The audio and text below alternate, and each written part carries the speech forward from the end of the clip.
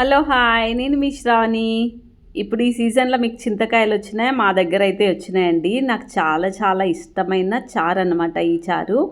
అయితే అన్ని పప్పుల్లో చార్లలో నాకు చింతకాయలు అంటే చాలా చాలా ఇష్టము. ఈ సీజన్లో నేను ఈరోజే స్టార్ట్ చేసిన అనమాట ఈ చారుని.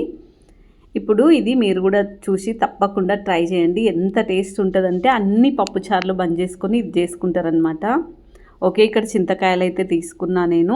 వాటర్లో ఫస్ట్ మనం వేసుకొని ఇవి ఫస్ట్ ఉడికించుకుందాం. వీటిని తీసుకొని మనం ఫస్ట్ ఉడికించుకుందాం.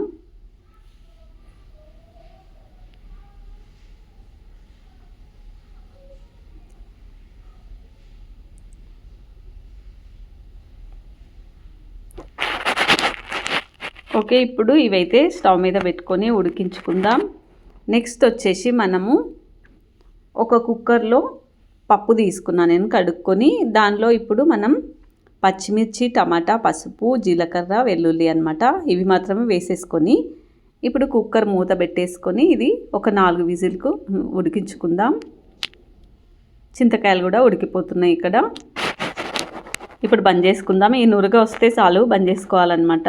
ఇది మనం ఇట్లా వాటర్ తీసుకోవాలి పప్పు గుత్తితోన.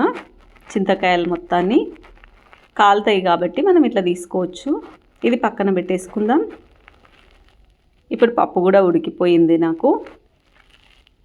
ఇప్పుడు దీనిలో సాల్ట్ వేసుకొని రుబ్బుకుందాం.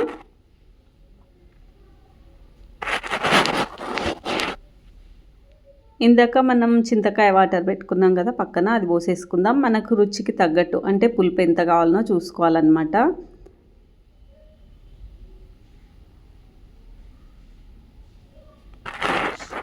ఇప్పుడే ఉప్పు కూడా మనం వాటర్ పోసుకున్నప్పుడే చూసుకోవాలి 2. ఇప్పుడు దీనిలో వాటర్ యాడ్ చేసుకుందాం.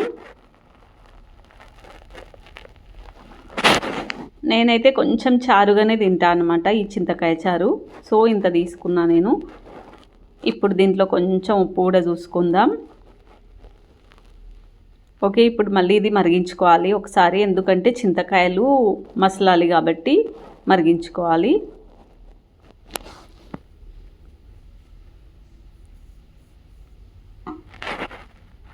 ఇప్పుడు ఇది మరిగిపోయింది. ఇది స్టవ్ బంద్ చేసుకొని పక్కన పెట్టేసుకొని ఇప్పుడు కుండలో ఆయిల్ పోసుకున్నా నేను పోపు కోసం. ఇందులో ఇప్పుడు ఆవాలు, జీలకర్ర వేసుకుందాం. నెక్స్ట్ వెల్లుల్లిని వేసుకుందాం. వెల్లుల్లి అయితే దానికి మెయిన్ అనమాట, టేస్ట్ అయితే అదిరిపోతుంది చారు. ఇప్పుడు ఎండుమిర్చి. నెక్స్ట్ ఇందులో మనం కరివేపాకు వేసుకొని బాగా వేయించుకుందాం కొంచెం కలర్ వచ్చే వరకు.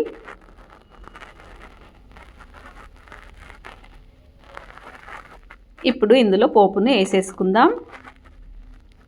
వావ్, చాలా టేస్టీ అయిన ఈ సీజన్లో మనకి చింతకాయల పప్పు రెడీ. ఈ చింతకాయల పప్పు మీరు కూడా ట్రై చేసి నాకైతే కామెంట్ చేయండి. ఇట్లనే చేయండి, వేరే ఏమి వేయకుండా. నేను ఎట్లా చేసినానో అట్లా చేసి మీరు ఒకసారి కామెంట్ చేయండి. నెక్స్ట్ వీడియోతో మీ ముందుంటాను. బాయ్.